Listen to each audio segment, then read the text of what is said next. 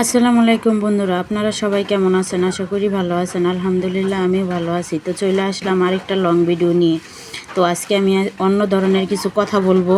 তো কথার ভিতরে হলো যে আমরা যারা পেজে কাজ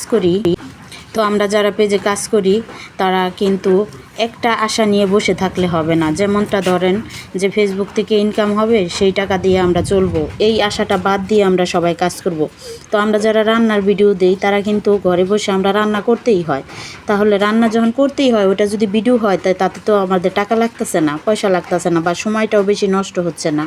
তো আমরা সবাই তো রান্নার সময় এই ভিডিওটা যদি ছেড়ে মনে করেন সবার মাঝে দিয়ে যদি আমরা কিছু টাকা পয়সা ইনকাম হতে যদি হয় তো সমস্যা নাই, ভালো, ভাগ্য ভালো।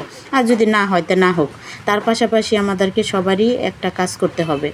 অন্য একটা কাজের যদি ইনকাম করার ইচ্ছা থাকে, অন্য একটা প্রসেস খুঁজে নিতে হবে। তো এই ফাঁকে ফাঁকে আমরা কাজ করব।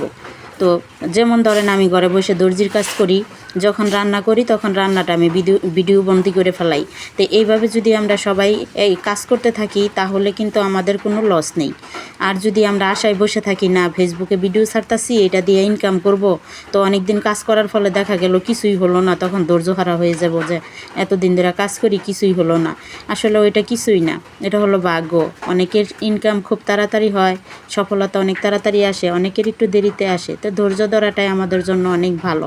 তো আমরা সবাই ধৈর্য ধরবো। আর এই কথাগুলো বলার মাঝে আপনাদের কাছে আমি একটা লং ভিডিও নিয়ে আসছি। তো এখানে আমি চিংড়ি মাছ দিয়ে, দেখেন, আলু দিয়ে, আজকে ঘরে কোনো সবজি নাই, তো চিন্তা করলাম চিংড়ি মাছ আর আলু দিয়ে শুকনা করে রান্না করে ফেলি। তো আমার কথাগুলো আর আমার ভিডিওটা যদি আপনাদের কাছে ভালো লেগে থাকে, অবশ্যই লাইক, কমেন্ট, শেয়ার করে পাশে থাকবেন।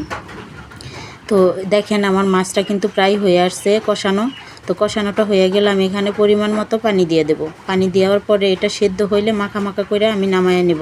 তো পুরাটা ভিডিও আপনারা ধাক্কা দিবেন না, ধাক্কা না দিয়ে পুরাটা ভিডিও আপনারা দেখবেন, দেখে আপনাদের মন্তব্যটা আমাকে জানায়া যাবেন।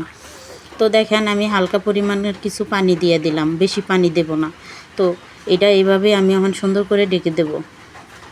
ঢাকার পরে এটা রান্না প্রায় আমার বেশি সময় লাগবে না, যেহেতু আমি সুন্দর করে কষায় নিছি। তো দেখেন এই যে প্রায় আমার এটা হয়ে আসছে। এখন আমি কি করব, আলুটা একটু ভেঙে দেব। ভেঙে দিলে দেখা যাবে কি এটা আটা হয়ে যাবে, তখন এটা দেখতেও ভালো লাগবে, খাইতেও ভালো লাগবে। তো দেখেন এই যে আলুটা আমি সুন্দর করে ভেঙে দিলাম। এইভাবে আপনারা বাসায় বসে খেয়ে দেখবেন, যখন কিছু না থাকবে আমার মতো আলু দিয়ে চিংড়ি মাছটা রান্না করে খেয়ে দেখবেন, অবশ্যই ভালো লাগবে। তো দেখেন আমার রান্নাটা প্রায় হয়ে আসছে। তো এখন আমি এটা সুন্দর করে পরিবেশন করে আপনাদেরকে দেখাবো যে কেমন লাগতেছে দেখতে। তো দেখেন এই যে আমার রান্নাটা হয়ে গেছে। কেমন লাগলো ভিডিওটা অবশ্যই জানাবেন। আল্লাহ হাফেজ।